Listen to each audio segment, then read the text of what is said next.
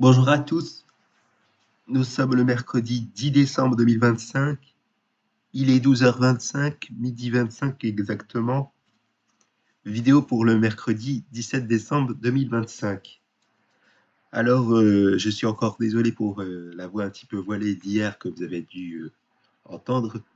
Alors, vous allez me dire dans le commentaire, est-ce que ça va mieux? Au jour où je tourne la vidéo, ça va mieux, mais j'ai encore un petit peu mal à la tête, j'ai plus mal à la gorge. Bon, le petit mal à la tête, ça devrait aller puisque je ne suis plus trop enrhumé, mais bon, normalement demain, je devrais être à 100%.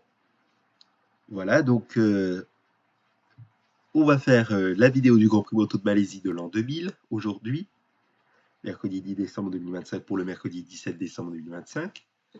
32e archive de MotoGP sur la chaîne YouTube. Et c'est la 595e c'est le 595e Grand Prix Moto championnat depuis 1949, si j'ai envie de dire. Donc voilà. Alors, on va faire un point sur la présentation des nouveaux pilotes. Et on commence par la catégorie 125, où j'en ai deux, et que je n'ai pas d'informations sur eux, malheureusement. Il s'agit de Desha Krezar et Suatei Shamsub. Y a-t-il des wildcards? Eh bien oui. Et il s'agit des deux pilotes, pendant que vous y a les deux Thaïlandais, Desha Krezar et Suatei Shamsub. Néanmoins, on n'a pas de remplaçant. Donc voilà pour l'information que j'ai notée dans mon cahier. Parce que oui, je note tout dans mon cahier, pour ce qui est des wildcards et des remplaçants à l'avance pour éviter d'oublier, bien évidemment. Parce que si je le faisais depuis une autre application et que on revient au navigateur, ça coupe la vidéo. Mais bon, en faisant le tour, normalement, je n'ai rien oublié pour la présentation des nouveaux pilotes. Et notez que Desha Krezar va faire son retour sur le championnat du monde de MotoGP dans les années 2010. Il va falloir noter cette information pratique. Mais ça, nous aurons bien sûr l'occasion d'en reparler d'ici là, bien évidemment. Donc, on va passer au résultat de la première séance d'essai libre. Et la position de Randy Depugné, évidemment. Alors, Randy Depugné, il est 13e, à 3 secondes 28 millièmes du meilleur temps. Pour les autres, évidemment, que vous pouvez faire pause. Voilà, place au résultat de la première séance de qualification libre. Randy Depugné, il est 5e, pardon. C'est bien. À 1 seconde 258 millièmes du meilleur temps. Place à la deuxième séance d'essai libre maintenant. 14e pour Randy Depugné, à 2 secondes 462 millièmes du meilleur temps. Notez qu'on a près de 3 secondes pile d'écart entre les deux wildcards. Vous le voyez entre Suatei et Shamsub et Desha Krezar. Ce qui est assez farfelu à 2 secondes 999 millièmes d'écart. Mais bon, je vous laisse regarder les résultats de la deuxième séance d'essai libre en faisant pause, évidemment.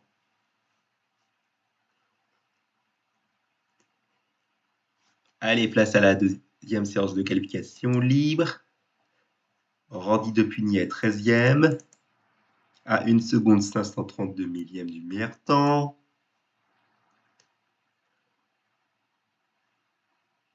Place au warm-up. Randy Depugné 13e, à 1 seconde 833 millièmes du meilleur temps.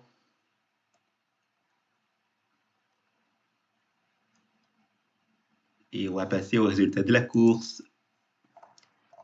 20 pilotes qui ont franchi le drapeau à damier et pas mal d'abandons. 2, 4, 6, 7. 7 abandons.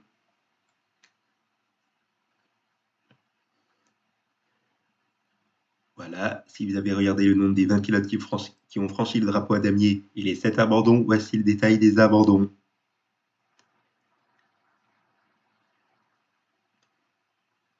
Voilà, et je ne vous l'ai pas dit, mais Randy Depugné a abandonné. Vous l'avez vu, notre classifié, ça signifie qu'il n'est pas dans le classement, c'est-à-dire dans les abandons. Et vous voyez que c'est à cause d'une chute, donc c'est dommage. Bon, on va passer à la catégorie 250. En 250. Alors attendez. Non, c'est bon. J'ai pensé que j'avais bien dit quelque chose en 125, mais non, ce n'est pas le cas, heureusement. Donc en 250, nous avons aucun nouveau pilote. Et normalement, c'est le cas. Et d'après ce que j'ai noté dans mon cahier, je n'ai pas de wildcard ni de remplaçant. Donc on va passer au résultat de la première séance d'essai libre.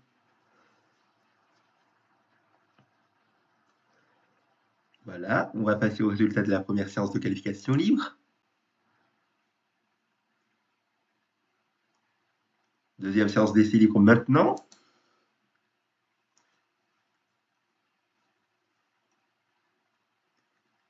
Avez-vous fait pause? Si oui, on va passer au résultat de la deuxième séance de qualification libre, évidemment.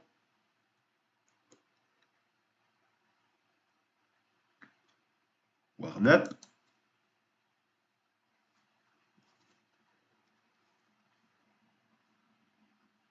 Et la course. Ah, il y a un petit problème. Attendez que je réactualise.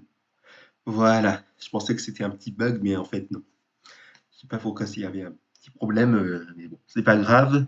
Alors, nous avons 19 pilotes qui ont franchi le drapeau à damier et 9 abandons, dont 4 dans le premier tour, c'est quand même énorme. Est-ce que vous pouvez voir comment on se demande ce qu'il y a eu dans le premier tour, s'il y avait un carambolage ou multiples chutes dans plusieurs virages. Mais bon, affaire à suivre en tout cas. Je vous laisse regarder le nom des 19 pilotes qui ont franchi le drapeau à damier et les 9 abandons en faisant pause. Voilà, détail des abandons. Et on voit que c'est de multiples chutes, pas forcément dans le même virage, mais sauf si c'était quasiment en même temps, ou il y a un accrochage, je sais pas, mais bon, c'est pas grave. Je vous laisse regarder le détail des abandons en faisant pause.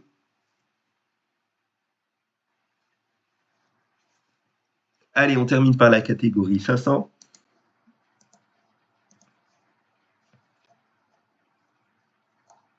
Et là encore, je n'ai pas de nouveau pilote. Ouais, aucun nouveau pilote et aucune wildcard et aucun remplaçant d'après mon cahier. Alors avant de passer au résultat de la première séance des Silly, il faut le noter que la course a été limitée à 15 tours, puisque au 16e tour, le leader de la course que vous allez voir, qui est Kenny Roberts Jr., a levé la main. Vous allez me dire que c'est cela, ce qui est écrit ici. Eh bien, oui, il a levé le bras, si j'ai envie de dire, à cause de la pluie. Vous allez me dire qu'il y avait une pluie battante. Eh bien, probablement, sauf si c'était même des petites gouttes de pluie qui ont empêché l'autorisation du changement de moto. Je ne sais plus quand c'était autorisé le changement de moto en pleine course ou une course flag to flag, si j'ai envie de dire. Donc voilà. Mais en tout cas, voilà, elle a été limitée à 15 tours, alors que normalement, je ne sais plus combien c'était en 1999, j'ai regardé. Ouais, 21 tours. À 6 tours de la fin, si j'ai envie de dire, même 5, la course 500 a été définitivement arrêtée et le classement final que vous allez voir dans les résultats de la course ont été à la fin du 15e tour.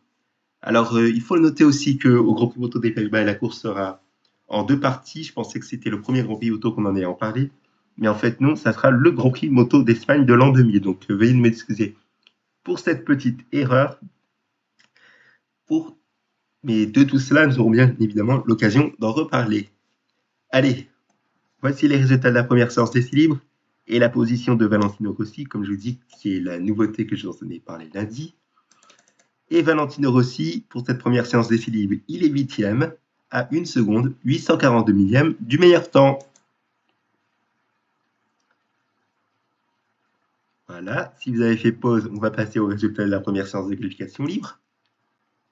Valentino Rossi, il est 6e, après 1 seconde du meilleur temps, à 993 millième du meilleur temps.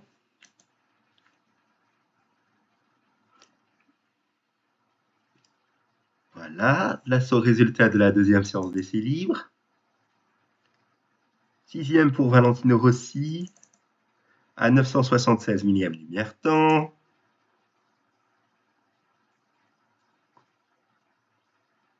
Voilà, place au résultat de la deuxième séance de qualification libre. Valentino Rossi, 6e encore, à 1 seconde 362 millièmes lumière-temps.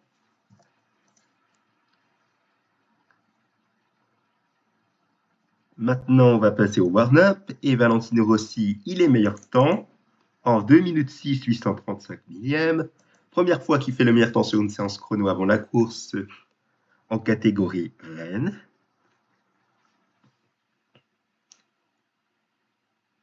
Et voici les résultats de la course, limité à 15 tours, je vous rappelle, au lieu de 21. Et nous avons 17 pilotes qui ont franchi le drapeau à damier, 4 abandons, 2 dans le premier tour et 2 autres après le premier tour, dont Valentino Rossi, malheureusement. Et est-ce que c'est lié à une chute ou un problème technique? Eh bien, rendez-vous dans 5 secondes pour le savoir. Et voici le détail donc des abandons. Et vous voyez que Valentino Rossi a abandonné à cause d'une chute. Bon, on ne voit pas le rider, ok, mais je vous rassure que c'est une chute sans conséquences graves. Donc c'est dommage pour Valentino Rossi, 2 chutes consécutives pour ses 2 premières courses en catégorie 500, c'est vraiment pas de chance. Mais bon, je vous laisse regarder le détail des abandons en faisant pause avant de se quitter. Et voilà, c'est la fin de cet archive de MotoGP. Merci à vous de l'avoir suivi, malgré le fait que je sois un petit peu malade. Au jour où je tourne la vidéo, mais à la date de la mise en ligne, ça va mieux. Rendez-vous la semaine prochaine pour les Grands Prix Moto de la première semaine de vacances de Noël. Avec lundi, le Grand Prix Moto du Japon de l'an 2000. Et mercredi prochain, pour le réveillon de Noël, le Grand Prix Moto d'Espagne à Jerez.